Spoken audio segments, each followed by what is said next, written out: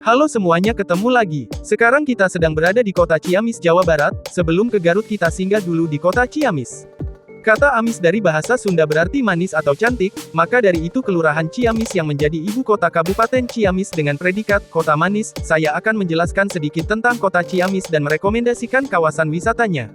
Tapi sebelum kita lanjut ke pembahasannya, saya mengucapkan banyak terima kasih atas dukungan dan supportnya kepada channel ini. Semoga semuanya sehat-sehat selalu dan diberi kelancaran untuk semuanya, dan jangan lupa like, komen, intro. Sejarah dan asal-usul Kabupaten Ciamis dikutip dari Sejarah Kabupaten Ciamis. Dahulu kala pusat kerajaan Galuh berada di sekitar Kawali, yang sekarang merupakan bagian dari Kabupaten Ciamis.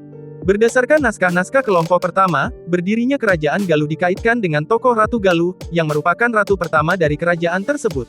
Selama masa pemerintahan kerajaan Galuh, terjadi konflik dengan kerajaan Majapahit. Salah satu peristiwa penting adalah peperangan antara kerajaan Galuh dan kerajaan Majapahit.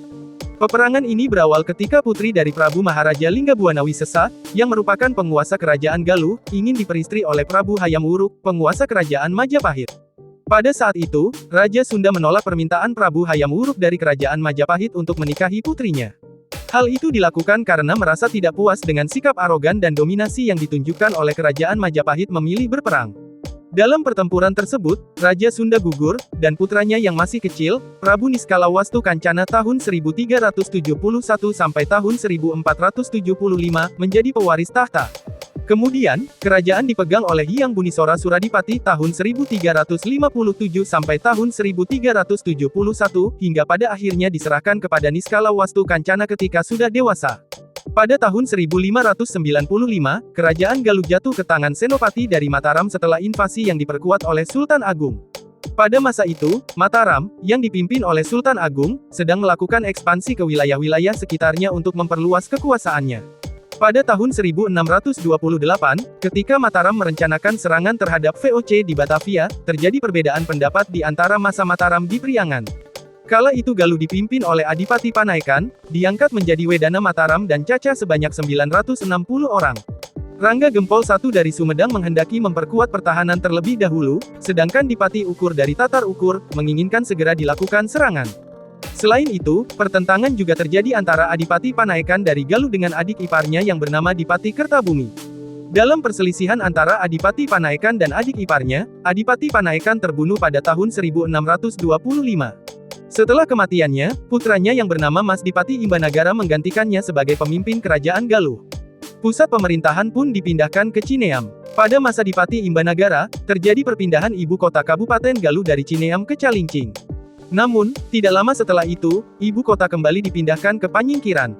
Selanjutnya pada tahun 1693, Bupati Sutadinata diangkat oleh VOC sebagai Bupati Galuh, menggantikan Angganaya, dan pada tahun 1706, Sutadinata digantikan oleh Kusumadinata I, yang memegang jabatan Bupati Galuh dari tahun 1706 hingga 1727. Pada tahun 1914, Kabupaten Galuh dipimpin oleh Tumenggung Sastrawinata, yang bukan merupakan keturunan Bupati Galuh sebelumnya. Namun, pada tahun 1915, Kabupaten Galuh dimasukkan ke dalam Keresidenan Priangan. Tumenggung Sastrawinata, atas persetujuan Belanda, secara resmi mengubah nama Kabupaten Galuh menjadi Kabupaten Ciamis. Pada tanggal 1 Januari tahun 1916, Belanda meresmikan perubahan tersebut dan Kabupaten Galuh resmi berganti nama menjadi Kabupaten Ciamis. Sedangkan untuk destinasi wisatanya, saya akan merekomendasikan beberapa destinasi wisata yang sedang hits di Ciamis. Yang pertama yaitu Bukit Sampalan Asri.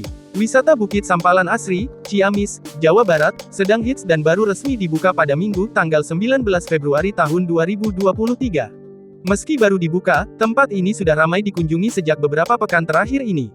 Bahkan objek wisata tersebut kini banyak menghiasi beranda media sosial di wilayah Ciamis dan Tasikmalaya. Bukit Sampalan Asri memiliki panorama alam yang indah. Selain dikelilingi pepohonan rindang, suasana sejuk alam pegunungan membuat pikiran menjadi tenang. Bukit Sampalan Asri ini sangat cocok untuk yang sedang mencari ketenangan. Udara yang sejuk dan pemandangan Gunung Sawal yang indah membuat pikiran kembali segar. Lokasi Bukit Sampalan Asri ada di Desa Sukamaju, Kecamatan Cihaurbeti, Kabupaten Ciamis. Lokasinya sekitar 25 km atau jarak tempuh 40 menit dari pusat perkotaan Ciamis. Rute menuju ke Bukit Sampalan Asri bisa mengikuti petunjuk Google Maps atau dari Jalan Nasional 3 Ciamis Cihaurbeti menuju ke Desa Sukamaju. Yang kedua yaitu Saung Aba Aput. Tempat wisata yang terbilang baru dan hits di Ciamis lainnya, Saung Aba Aput. Tempat ini bisa juga disebut kebun binatang mini sebagai wahana edukasi untuk anak usia dini. Lokasi Saung Aba Aput berada di Dusun Ancol, Desa Sindangkasih, Kecamatan Sindangkasih, Kabupaten Ciamis. Lokasinya sekitar 30 menit dari pusat kota. Meski tempatnya tidak begitu luas, namun punya manfaat luar biasa untuk sarana pendidikan anak-anak. Rute untuk ke lokasi, bagi warga perkotaan Ciamis yang menggunakan kendaraan pribadi cukup ke arah Sindangkasih di Jalan Nasional. Sedangkan untuk yang naik kendaraan umum, bisa menggunakan angkutan Kerry Ciamis Tasikmalaya. Lalu turun di Terminal Sindangkasih lalu naik angkot ke arah Cihaurbeti yang melintasi Saung Aba Aput. Kebun binatang ini memiliki berbagai koleksi binatang. Meski terbatas namun dapat mewakili untuk pengetahuan. Seperti binatang reptil diantaranya iguana, biawak dan buaya. Ada juga aneka burung, kelinci, angsa, domba merino dan ikan. Pengunjung bisa memberi makan beberapa binatang dengan pakan yang tersedia, seperti wortel atau pelet. Di lokasi ini ada juga beberapa spot selfie yang menarik untuk koleksi album medsos.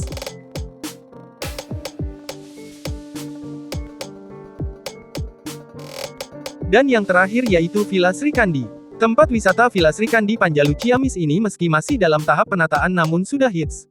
Mengingat pihak pengelola sudah membukanya untuk umum. Setiap pengunjung mengunggah tempat wisata ini di media sosial sehingga cukup viral. Villa Sri Kandi Panjalu memiliki panorama alam yang indah dari atas ketinggian. Di tempat ini juga terdapat kolam renang untuk anak dan dewasa. Terhadap juga jajanan untuk kulineran. Villa Sri Kandi Panjalu ini sangat cocok untuk healing. Lokasi Villa Sri Kandi Panjalu ini berada Dusun Tembong, Desa Kertamandala, Kecamatan Panjalu, Kabupaten Ciamis, Jawa Barat. Buka dari pukul 8 sampai dengan pukul 22 waktu Indonesia Barat.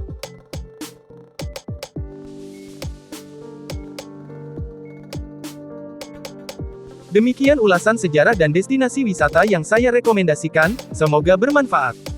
Untuk kalian yang suka berwisata bersama keluarga, tempat ini sangat recommended untuk kalian kunjungi. Kita sudahi dulu video kita kali ini sampai bertemu lagi di video selanjutnya, dan untuk kalian yang telah mendukung channel ini, saya ucapkan banyak terima kasih, semoga kebaikan kalian semua dibalas oleh Tuhan Yang Maha Esa, sampai bertemu lagi di perjalanan selanjutnya, terima kasih.